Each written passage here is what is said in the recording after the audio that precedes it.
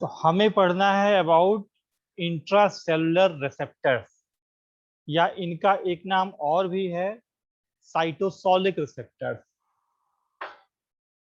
जितने भी जिन दवाओं का असर आपकी जीन्स पे पड़ता है, जेनेटिक एक्सप्रेशन पे पड़ता है, वो सारी की सारी दवाएं आपकी वर्क करती हैं वाया इंट्रासेलुलर रिसेप्टर मैकेनिज्म।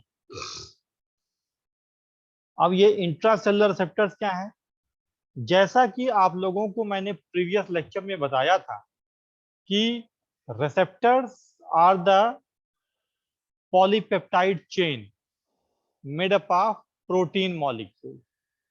उनके एक एज पे क्या होगा, एक सिरे पे क्या होगा, अमीनो ग्रुप, और एक सिरे पे क्या होगा, COOH ग्रुप। तो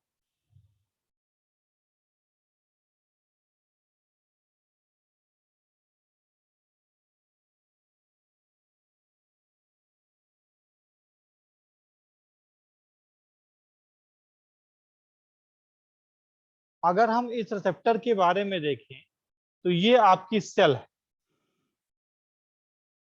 इस सेल का ये सेल मेम्ब्रेन है। तो ये रिसेप्टर सेल मेम्ब्रेन पे मौजूद नहीं होते हैं। सेल मेम्ब्रेन के अंदर साइटोप्लाज्म, या हम कहें साइटोसॉल, उसमें ये रिसेप्टर्स मौजूद होते हैं। इनके अंदर की तरफ क्या होता है आपका, न्यूक्लियस। अब अगर हम इस रिसेप्टर को थोड़ा ध्यान से देखें तो इस रिसेप्टर में आपको एक, दो, तीन, तीन बहुत ही खास चीजें दिखलाई पड़ती हैं। अगर हम इस रिसेप्टर को थोड़ा और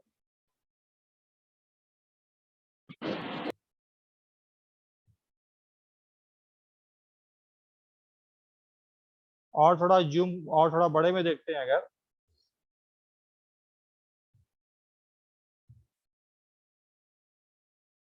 तो ये आपका इंट्रासेलुलर रिसेप्टर है या साइटोसोलिक रिसेप्टर। इसमें एक सेगमेंट ये है, एक सेगमेंट ये है, एक सेगमेंट ये। इसको हम कहेंगे अमीनो ग्रुप इधर लगा हुआ है, कार्बोक्सिलिक एसिड ग्रुप इधर लगा हुआ है। यहां पे आपका है intrinsic transcriptional factor activity domain. ये है आपका DBD. DBD means DNA binding domain. ये है आपका LBD. LBD means ligand binding domain. ये तीन मेन पार्ट है इस रिसेप्टर्स के। और थोड़ा डिटेल में अगर हम देखें कुछ इस तरीके से, ये हमारा इंट्रासेलुलर रिसेप्टर है। इसके एक सिरे पे अमीनो ग्रुप निकला हुआ है, एक सिरे पे कार्बोक्सिलिक एसिड ग्रुप निकला हुआ है। बीच में क्या है, लिगेंड बाइंडिंग डोमेन या सिग्नल बाइंडिंग डोमेन या स्टेरॉइडल हार्मोन बाइंडिंग डोमेन। ये आपका ये है एलबीडी। इधर आपका क्या है, DBD. DBD means DNA binding domain. उससे जुड़ा आपका इधर क्या है, transcriptional factor activity domain, AF1 and AF2। ये पूरा का पूरा हमारा ये इंट्रासेलुलर रिसेप्टर है। अब देखो होता क्या है, लिगेंड बाइंडिंग डोमेन से जा करके जुड़ता है स्टेरॉइडल हार्मोन या लिगेंड, या यूं कहें तो सिग्नल। और डीएनए बाइंडिंग डोमेन से आपका क्या जुड़ता है, डीएनए का स्पेसिफिक सेगमेंट। तो क्या होता है, अब इसमें होगा ये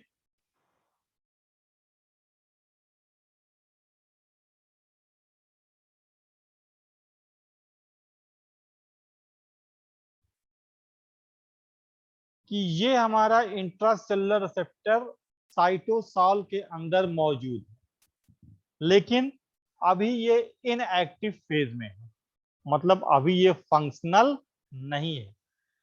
हमने प्रीवियस डायग्राम में देखा था कि उसमें 3 सेगमेंट थे, एक ये जिसे हमने कहा लिगेंड बाइंडिंग डोमेन, एक ये जिसे हमने कहा डीएनए बाइंडिंग डोमेन, एक ये जिसे हमने कहा transcriptional factor activity domain.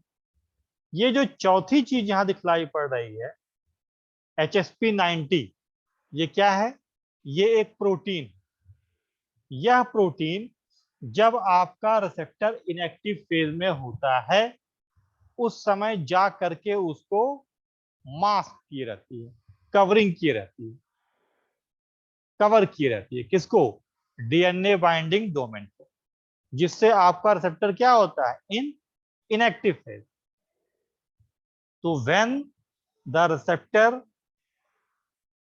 in cytosol present in inactive phase, then HSP90 protein, which is also called as heat sucking protein 90, cover DNA binding domain। उसको क्या किया रहता है? कवर किया रहता है। अब कुछ समय के बाद मान लिया सिग्नल आया, स्टेरॉयडल हार्मोन कोई आया, तो वो आएगा तो कहां जुड़ेगा? ये जो ब्लैक वाला पार्ट है जिसे हमने क्या नाम दिया था? Ligand binding domain. वो आएगा और इस लिगेंड बाइंडिंग डोमेन से जुड़ जाएगा। जब अब लिगेंड बाइंडिंग डोमेन से जुड़ने का तरीका क्या है?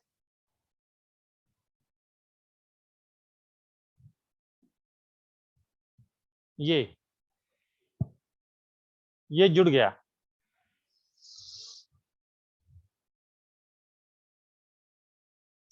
जब ये जुड़ेगा तो इसके जुड़ने के तुरंत बाद हीट साकिंग प्रोटीन 90 वहां से हट जाएगी। जब हट जाएगी तो जो डीएनए बाइंडिंग डोमेन है ये क्या हो गया? अनकवर, ये एक्टिवेट हो गया।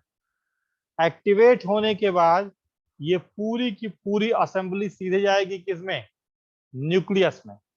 और न्यूक्लियस में जा करके जुड़ेगी किससे? डीएनए पे। सेम ऐसा ही एक और रिसेप्टर का मॉलिक्यूल वो भी अंदर की तरफ आएगा और वो भी जाकर के जुड़ेगा किससे? डीएनए सेगमेंट से। किस तरीके से? कुछ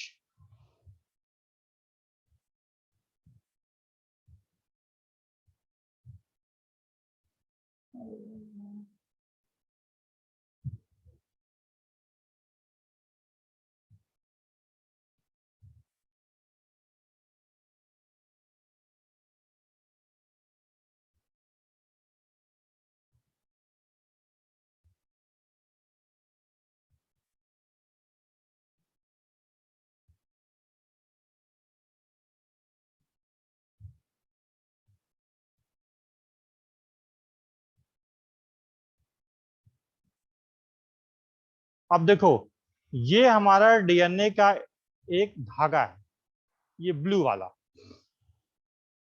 इस ब्लू वाले धागे का एक छोटा सा टुकड़ा है, ये क्या?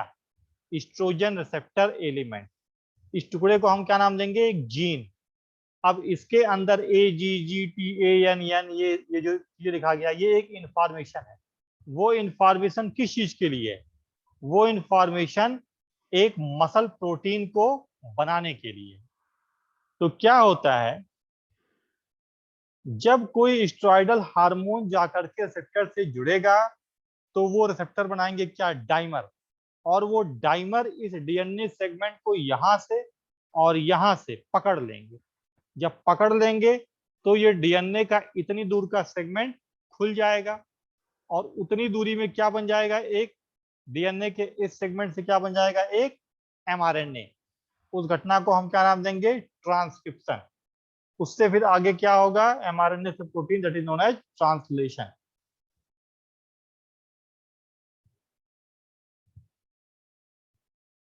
अब देखेंगे आप,